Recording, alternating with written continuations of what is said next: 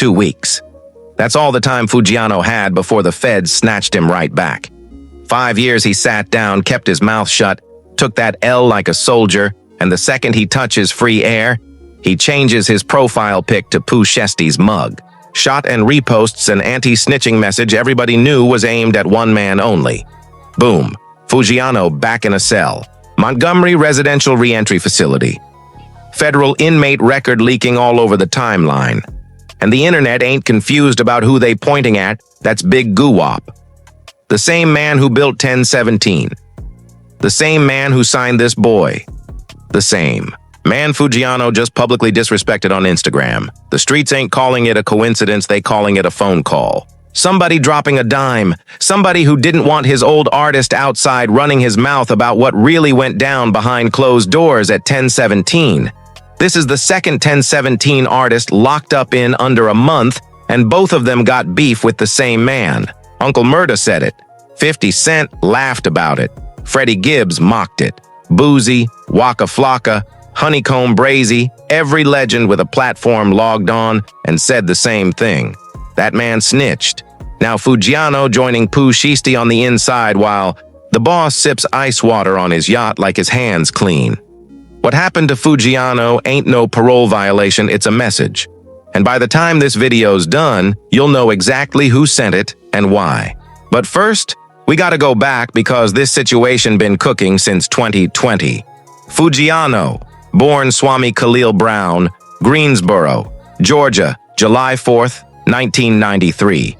A man born on Independence Day who can't seem to stay free for nothing. Caught a burglary charge. In 2013, did 3 years, came home, hit the studio, dropped Molly in 2020, and that record went crazy. DaBaby hopped on the remix and suddenly Gucci Mane himself was calling. November 2020, Foogiano's debut album Gouda Baby drops on 1017 Records, hits #1 on Billboard's Heat Seekers chart, and just like that, he's the new face of 1017, Big Goo-Wop's golden boy. But here's the real tea that signing was a setup from the jump. December 2020, barely a month after the album drops, Foogiano catches a federal gun charge in Memphis. Convicted felon in possession of a firearm. Bond set at $50K. Judge says stay in Georgia, wear the ankle monitor, don't do nothing. Stupid. What does Foogiano do?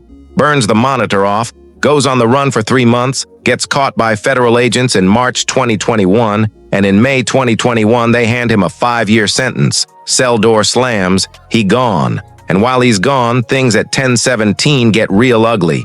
October 2024, Gucci Mane purges almost the entire roster, drops everybody except 2 artists.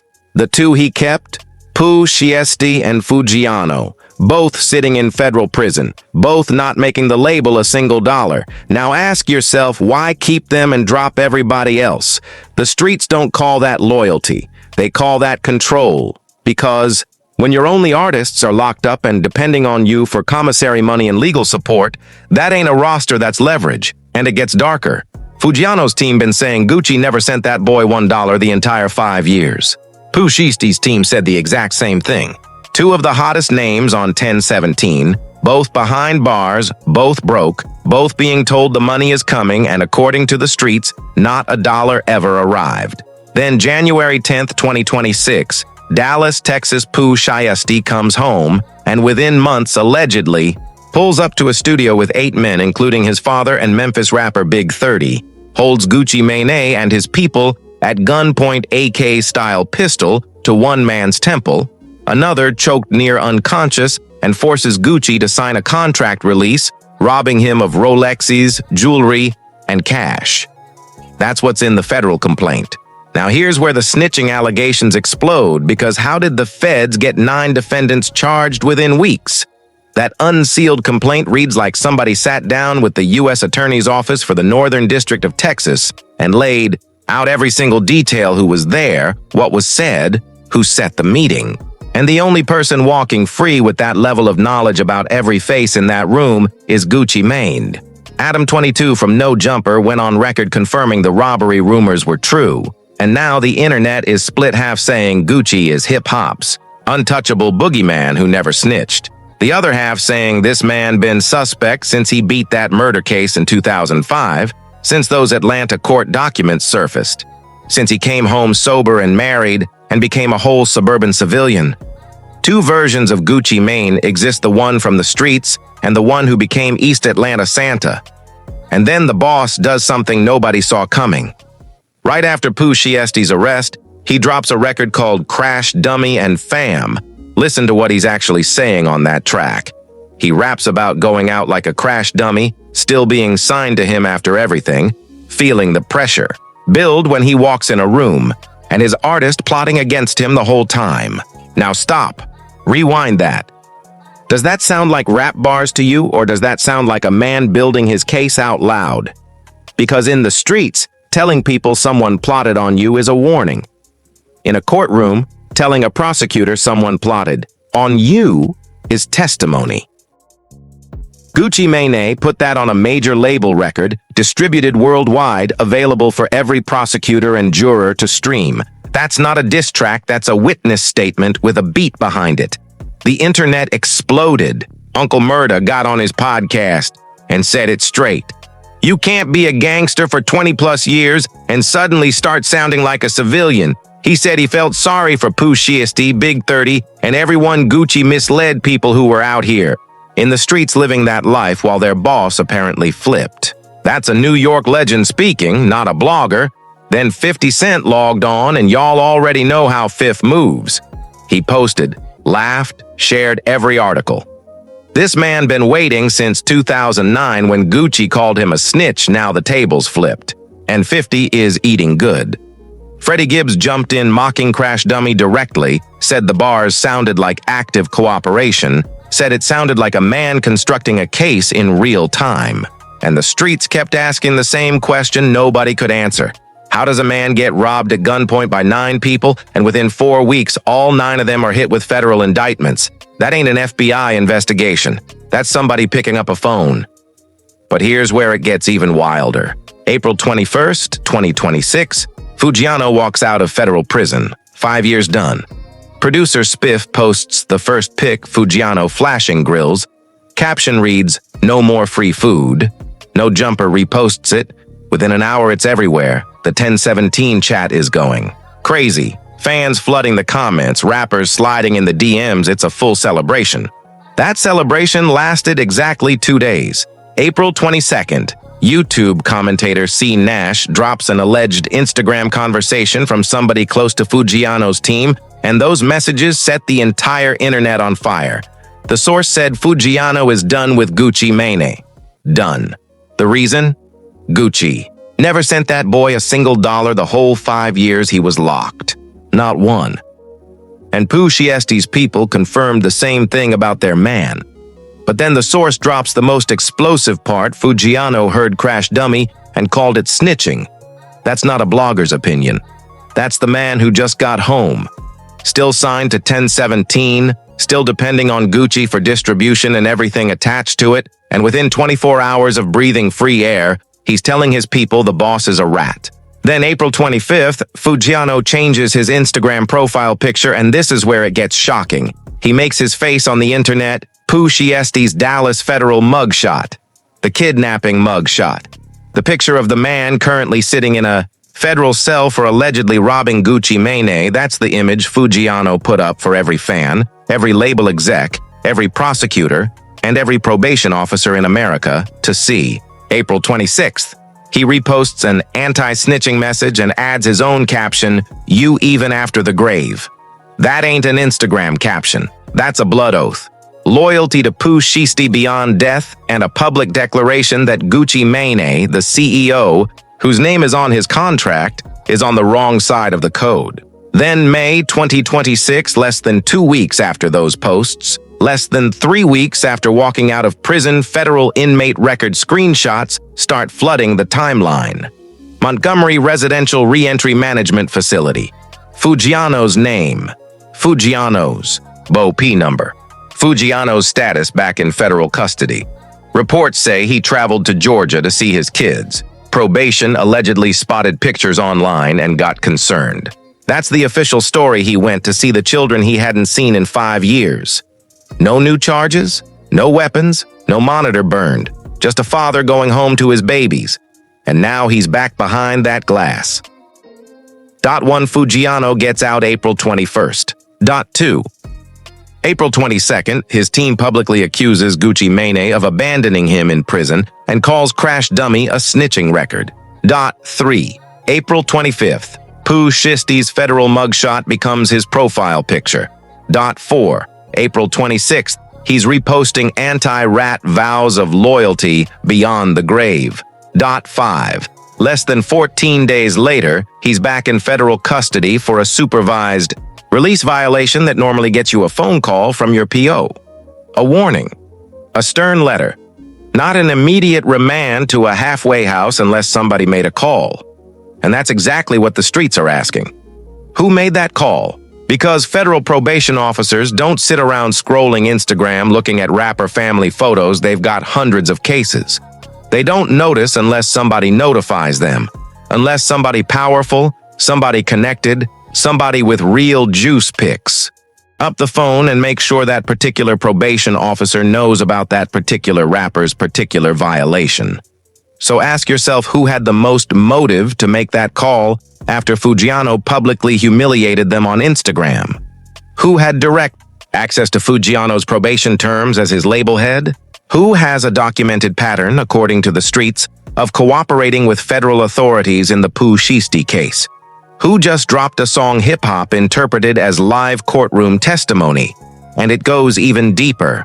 The Remedy Project, a real legal advocacy organization, published a full investigation into Foogiano's case, documenting how the Federal Bureau of Prisons withheld 18.5 months of credit that federal Judge Coggins had explicitly ordered applied to his sentence. For 7 months, Foogiano tried filing administrative remedies.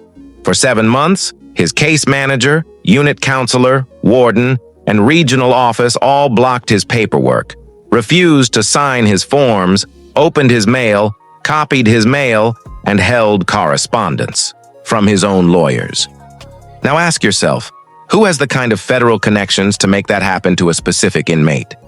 Who has the resources and political contacts to make a man's life inside prison a living hell when that man is signed to your label and might one day come home and start talking? I ain't saying it was Gucci. I'm just laying out what the documents say.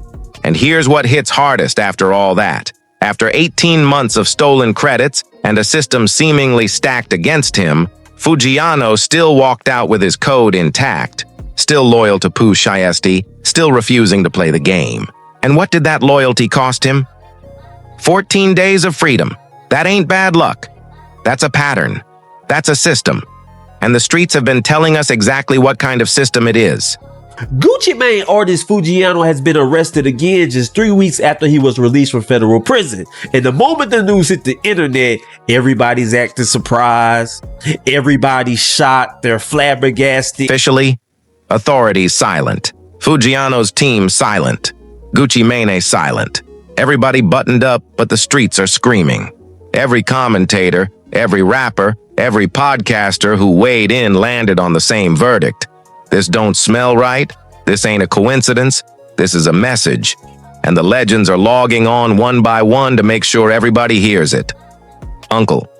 Murda was first on record called Gucci a civilian, called him a rat, said he feels sorry for everyone Gucci misled, then doubled down on his podcast saying Foogiano's situation confirms everything he already been saying. Gucci misled. You know how many niggas that nigga misled for these years I had out here banging and doing all this street shit, selling drugs, killing niggas and doing all this crazy shit. And now he a rat, now he a civilian because his bitch, because his niggas ain't around. Get the fuck out of here, man. Gucci a sucker. That shit he did was some sucker shit. 50 Cent, y'all already know Fifth been waiting 15 years for this moment. Posting articles, posting memes, digging up every old interview where Gucci called someone else a snitch and throwing it right back in his face. The reverse card energy is undefeated. Boozy came out and said this is exactly why he'd never let any of his artists signed to another man's label, said real loyalty means feeding somebody when they can't feed themselves, and Gucci failed that test completely. Then there's Waka Flocka, and this one is the most interesting of all because Waka came up under Gucci He was 1017's number one. That's his brother from the beginning, and Waka ain't said a word, been completely silent, and the streets are saying that silence is the statement because if Gucci Mane was truly clean, his original protege would be the loudest voice in his defense right now. So where is Waka? And then, Honeycomb Brazy, no filter, no hesitation, straight up, called Gucci a rat. I had smoke with the big rat. Them four had more money than Gucci, man. The y'all talking about this? I caught $24 million. I don't think Gucci got 24 M. Really, be snotty, robber, be broken here like this. Honeycomb. Brazy said the evidence is in the music, the evidence is in the case, and the evidence is in how fast the feds moved on Pooh Shiesty's entire team. Freddie Gibbs mocked Crash Dummy publicly, said those bars sound less like rap and more like a sworn affidavit. And then there's the streets themselves, every Twitter timeline, every Reddit thread, every comment section on every YouTube video about this situation saying the exact same three things. Free Foo, free Shiesty, Gucci Mane is a rat, never trust a label boss. That's not a minority opinion. That's the culture's unanimous verdict right now.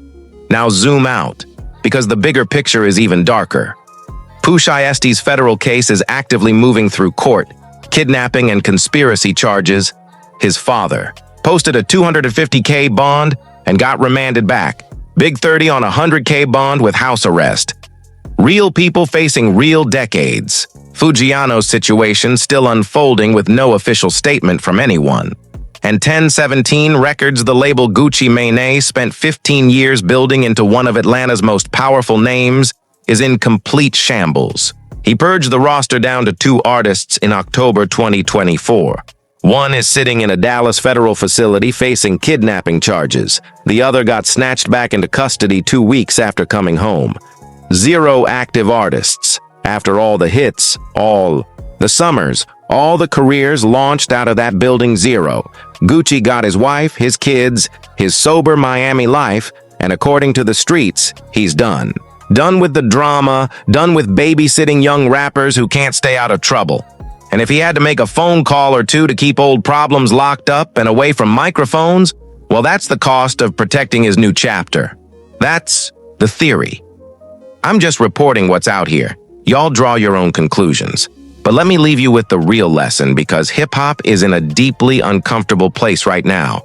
The same culture that built itself on stop snitching, that made anti-cooperation its highest virtue, is being forced to confront the possibility that some of its most untouchable legends, men we called gods for decades, maybe wasn't who we thought they were. Tekashi 6ix9ine Wine changed the template. He showed the world what public cooperation looked like on the stand, in court, on camera. And now every time a major rapper's name touches a federal case, the streets ask the same question. Did he do a Tekashi? Did he sign a 5K one? For Gucci Mane, the man who once said he don't argue with rats, he just stays away from them, to now be on the receiving end of those exact allegations, that's seismic. That changes everything. Because if Gucci can be accused, nobody is untouchable. What happened to Foogiano is bigger than Foogiano. What happened to Pooh Shiesty is bigger than Pooh Shiesty. This is about whether the hand that signs your record deal is the same hand that signs your indictment. This is about whether 1017, a name that once meant Brick Squad, that once meant the strongest crew in Atlanta, that once meant ride or die, has become nothing more than a paperwork operation where loyalty only flows one direction, and the boss keeps his hands clean while his soldiers get walked into federal court one by one. Sit with this. Foogiano was home for 14 days. 14 days. He didn't drop an album. He didn't catch a new charge. He didn't do anything except post on Instagram. Side with Pooh Shiesty, position himself against Gucci Mane, and now he's back in custody. You tell me what that means. You tell me if you're sitting in that Montgomery facility right now wondering how you got there after doing nothing but talking on social media. Do you believe in coincidences? Or do you believe what every legend in the game is already saying? That the man you once called your boss picked up the phone and put you right back where he wanted you? Drop your answer in the comments right now. Do you think Foogiano violated his supervised release by accident? Do you think probation officers really just casually scroll Instagram catching rappers slipping? Or do you think somebody made a call? And Foogiano, if the homies on the inside ever pass this to you, stay solid. Keep your head down. Do this time the right way because the streets are watching every single move. And whoever did this to you will not get away with it. The court of public opinion already handed down its verdict. Pooh, Shiesty. Same message. Stay strong. Your bars about loyalty hit different right now, and nobody forgot them. And to everyone watching, share this video. Like it. Subscribe. Because this story is nowhere near over. The next chapter is coming, and we'll be right here breaking it all the way down. No filter, no script, just the streets, just the facts. Free Foo, free Shiesty. Keep your eyes open out here, because real recognizes real, and the streets been knowing.